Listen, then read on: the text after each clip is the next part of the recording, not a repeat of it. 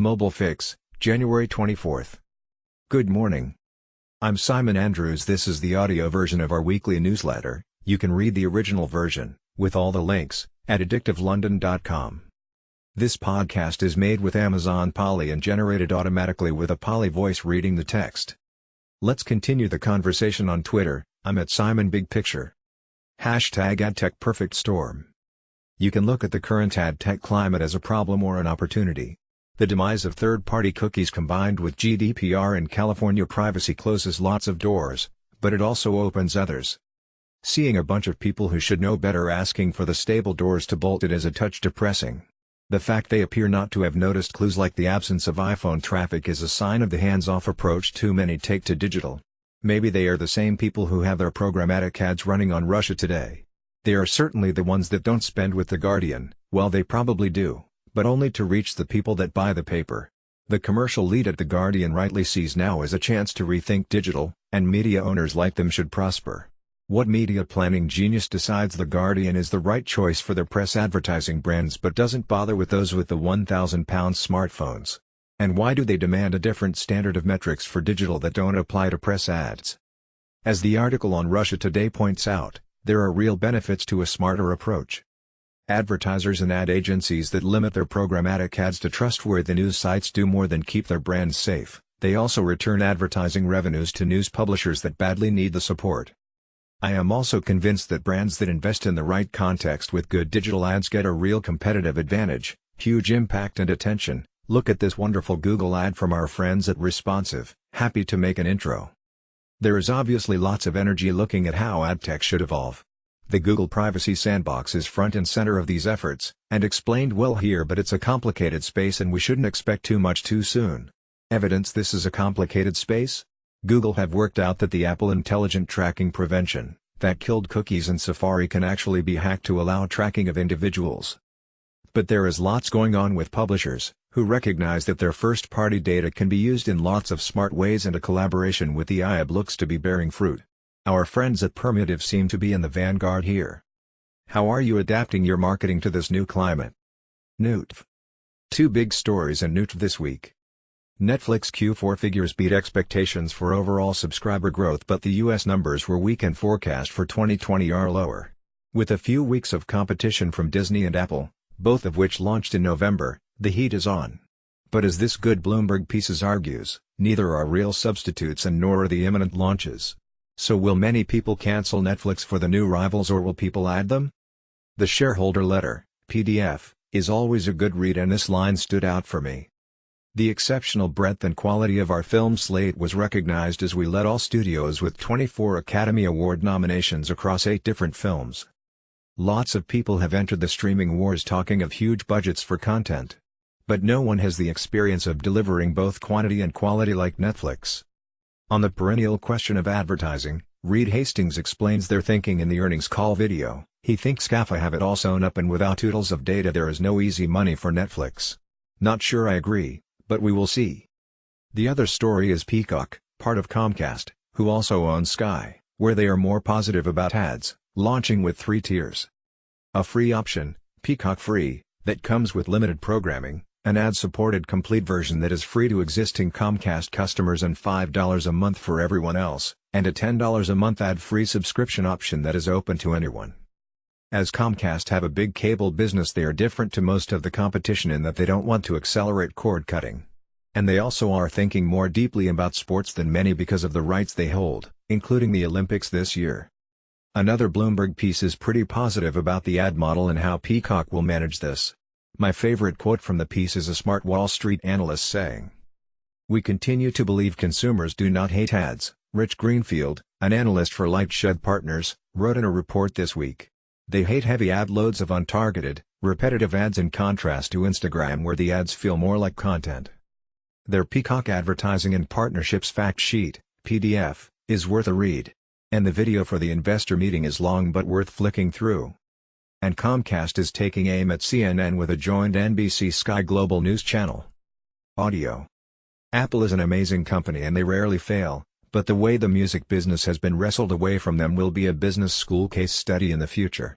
With iTunes and the iPod they own the digital music business, I still have thousands of tracks held hostage in iTunes and they are only really accessible through an iPod in our kitchen, permanently on shuffle, one of the few things I have in common with Cristiano Ronaldo. Otherwise the family subscription to Spotify is the main source of music, along with occasional use of Amazon Music. In a rare bit of openness, Amazon shared they have 55 million subscribers, closing in on Apple who have 60 million, but both are dwarfed by Spotify. Media Research, a consultancy, estimated that as of last June Spotify had a 35% market share of music subscriptions, trailed by Apple with 18% and Amazon with 13%. But Rolling Stone think the market is reaching maturity and says that in the UK less than 20% of the population pay for music streaming, and they cite a report suggesting more options are needed, and lower prices. Jimmy Iovine, of Interscope, Beats, and Apple, knows more about music than most, and sums up the challenge. What's the streaming business's problem on the horizon? Margin. It doesn't scale. At Netflix, the more subscribers you have, the less your costs are. In streaming music, the costs follow you. And the streaming music services are utilities, they're all the same. Look at what's working in video. Disney has nothing but original stuff. Netflix has tons of original stuff. But the music streaming services are all the same, and that's a problem. The Rolling Stone piece thinks Amazon are best suited to solve this, and of course owning the speakers is a useful advantage too. And Spotify are trying to build a moat with podcasts where they can have originals and exclusives and are rumored to be buying Ringer for their network of sports podcasts. Publishing. Axios points out that a number of publishers are finally making money, making the category attractive to those VCs taking a longer view. This look at publisher business models shows why advertising is still core, but a wider set of revenue sources helps too. And as we pointed out at the top, publishers with strong audiences are in quite a good position as the perfect storm rages. The excellent Flashes and Flames looks at the UK newspaper scene and points out how US issues are driving divesting and M&A, and the Telegraph is getting more suitors than anticipated. This too is down to US activity, as analysts are looking at the success of the New York Times and recognizing that similar approaches could build on the good progress of the Telegraph team. The Journalism, Media, and Technology Trends and Predictions 2020 is a good read to learn more about this sector. TikTok. We spend a lot of time watching TikTok, not literally, as it's quite an amazing phenomenon. It's clearly shaping culture and still has plenty of potential for growth, as this new Comscore data shows.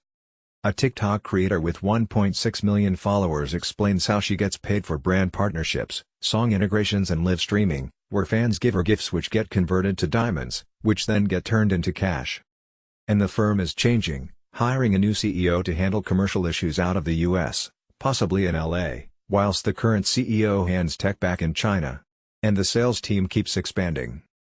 For some more insight, read this translated document on Douyin, the Chinese counterpart to TikTok, which is only available to users in mainland China. It's an official report from ByteDance, who own both TikTok and Douyin. Games. As well as TikTok, ByteDance plan to go big in games and take on Tencent, who dominate mobile gaming in China. Tencent are looking to grow globally and just offered to buy a successful Norwegian game firm, following their $8 billion acquisition of a majority stake in Supercell.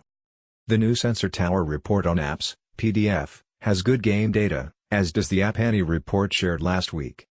Merchants. This is a good top line on Shopify, the one company that can take the fight to Amazon for e-commerce. But with their success comes competition. Elliott, a new US firm, is pushing its no-code e-commerce store that works in 130 countries straight out of the box, for a 1% fee plus Stripe costs. Some negative press around as the issues over high ad costs get discussed. This piece supports my bonsai brand thinking, as it argues that VC is not always good for DTC. It's not that surprising that the Australian Orthodox marketing mafia, Ritson, Byron Sharp et al., are not taken with DTC, and Mark Ritson on Casper has put the boot in here.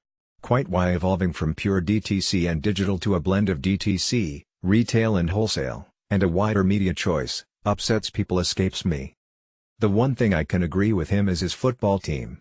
Maybe it's the pressure of supporting Leeds that makes him so grumpy?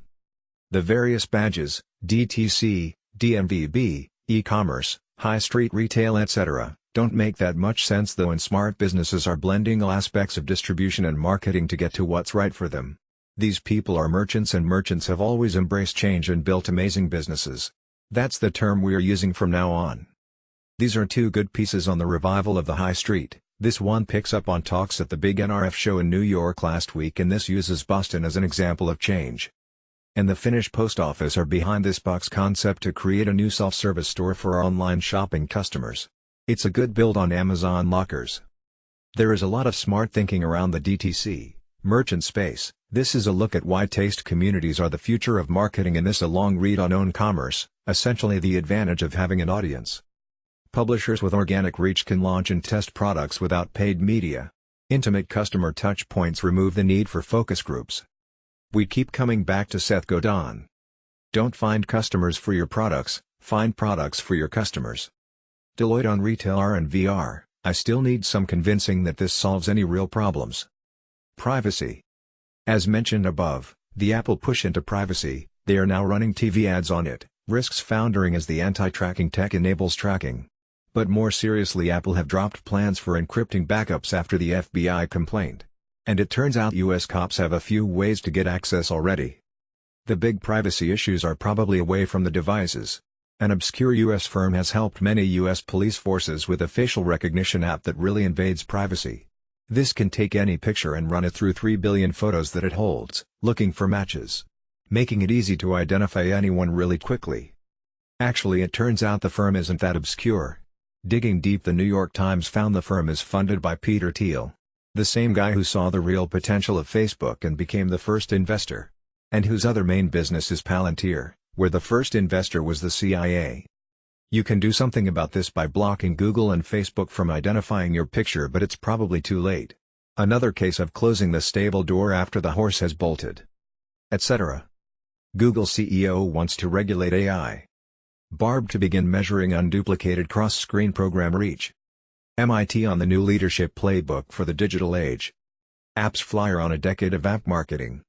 Interesting thinking on Spark ads from a Fix reader. The FT on the struggles faced by cinemas as they get squeezed by the Disney blockbusters and Netflix. UK watchdog sets out age-appropriate design code for online services to keep kids' privacy safe. If you install the corporate version of MS Office, it changes the search engine in your Chrome browser to Bing. Sonos to deny software updates to owners of older equipment. That cool speaker you bought is about to turn into a brick.